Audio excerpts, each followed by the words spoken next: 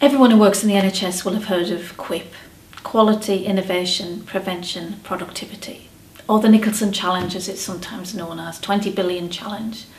Basically doing more for less. And this is about radical transformation, not just a little bit off here and a little bit off there. Those kind of sums are huge, never before done at that scale anywhere in the world. So it's huge, and salami slice and costs won't get us there. We have to transform, we have to innovate, we have to modernise, whichever word people prefer. This kind of technology allows us to do all of that. In terms of ticking all the boxes, it's a quality service. Our patients report very high satisfaction levels. The clinicians do too, and commissioners. So it ticks the box on quality, particularly in terms of a quality outcome for the patient. In terms of innovation, although the technology is not new in terms of high tech, it's new for the NHS, isn't it? So it ticks that box, it's doing things differently. It will allow people to have a completely different estate strategy because they won't need as big buildings because the beds are in the patient's homes. It's a different model. In terms of prevention, supports people at home, doesn't it?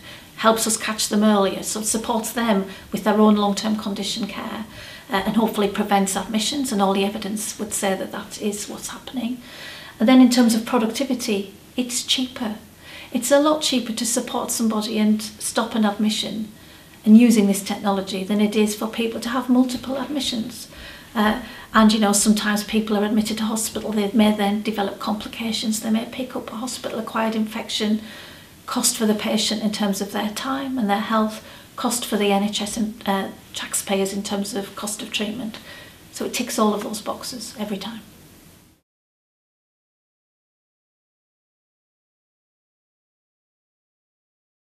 Patients share with us how they now feel in control of their long-term condition or long-term conditions, which makes them then feel, second thing, confident. They feel much more confident, or their carers feel more confident about caring at home, particularly maybe for somebody with end-of-life care and managing their pain. Often it's the carer who's frightened and wants some support, and they know they can get immediate access to a nurse, a qualified nurse, or to a senior clinician who can talk them through what their fears are, and they report that that makes a big difference. And I guess the third thing is cost. You may think, well, what's that to do with patients in the NHS? The NHS is free. By cost, I mean cost for them in terms of time, travel time, parking charges. Imagine you can have an outpatient appointment, sat at home with a cup of tea, stroking the dog, and take you 10 minutes. Instead of maybe 2 buses, trying to find somewhere to park, getting into the clinic, will you be seen on time? Can be a whole day out for some people.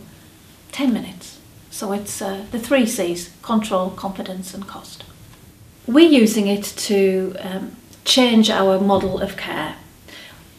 The philosophy at Airedale is to bring consultant opinion to the patient as early as possible, whether that's somebody coming in at the hospital through A&E or whether we are treating them at home using telemedicine. And that's basically what it's about. Let's get the consultant, the most senior doctor opinion to the patient as soon as possible, so any ongoing treatment is sorted there and then. Traditional model tends to be people see junior doctors and the decision on the treatment is taken maybe 2 or 3 days later. This model allows us to make an immediate opinion, immediate diagnosis and get on with the treatment plan. That's what we'd all want, isn't it, for our own care? And through technology it's what everybody can have. We're therefore using it to have outpatients in patients' home, follow-up treatment in patients' home, checkups, but also they can contact us in a crisis. Sometimes it still means they come to hospital, but it's in a planned way. Bed already booked, team know they're coming, you know, all planned, much better outcome for the patient. Or sometimes it means they don't have to come to hospital at all, much better for them and cheaper for the taxpayer. So it's a win-win all round.